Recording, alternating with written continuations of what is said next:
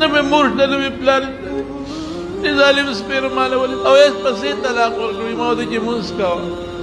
السلام علیکم اګوزم شرمان خان او انسانانو کې صبر به ختم شوی دی او په ښځې او په خاوند کې معمولي خبره یو تمام په طلاق او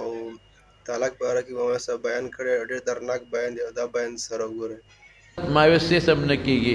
باري به په چغو چغو په ژړا شوي زما خو مور هم مړه ده ما خو پلار هم مړ دی زه به چېرته ځم زه چېرته لاړه شم نه مې مور شته نه مې پلار شته دې ظالم سپېره ماله ولید او هېڅ پسې طلاق ورکړی ما ورته چې مونځ کوه. اخر ولې دا دونه ظلمونه شروع دي ښځو سره ولې دا خلک دومره ظلمونه کوي او بعضې ښځې خاوندانو سره ډېر ظلمونه کوي. خاوند خیال نه ساتي خاوند حق نه پوره کوي خاوندان د ښځو نه خفوي حق نه ادا کوي ولې ظلم کوي. جنۍ به دې په کور کښېنئ هلک به پسې ځي ځي مور پلار به یې نه راپرېږدي ولې ظلم کوئ لور سره هم ظلم کوئ ظالمانو او زوم سره هم ظلم کوئ بې ځایه ولې لور د پلار نه کښېنوئ د خاوند نه کښېنوئ نه نه نه دا کور به پسې خېږي چا به اوس به پسې دونه کالي اوس به دا کې اوس به دا کې ولې کښېنئ ولې ظلم کوئ به چې کوم مهر شرعي شوی دی بس ټیک دی که شریعت کې چې کوم مهر شوی په کوم وعده شوی دی په کوم مهر بس ټیک ده خبره خلاصه نه اوس به د پلار نه جدا کېږي. قسم په خدای به روز یو هلک راغی ډېر ښه شته هلک طالب دی طالب او پلار رانه مور پلار رانه ښځه کېنولې ده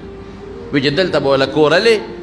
او ډېر فاصله ده د هغوی د پلار او د مور او د دوی او ما سره به اوسېږي زه به مور پلار چاته پرېږدم زما د مور پلار خدمت به څوک کوي وایي بس ستا په ښځه زمونږ په لور ستا د مور پلار خدمت نشته دلته به رانه کېنولې نه یې راپرېږدي راسه زما وروڼو دواړو طرفینو ته زنانو ته ویم چې د خپلو خاوندانو خیال ساتي به چې د کور نه یو ځل ووتې نو بس دا خاوند پلار ستا پلار دی د دې خاوند دا مور دا خواښې ستا مور ده د هغې رونه ستا رونه دي د هغې خویندې ستا خویندې دي ښکلی ژوند تېروه مزېدار سخته ځان له ورکړه خفه مه راځه د پلار په کور مه کښېنه. قسم په خدای د 100 روپو خاوند دا دما واورئ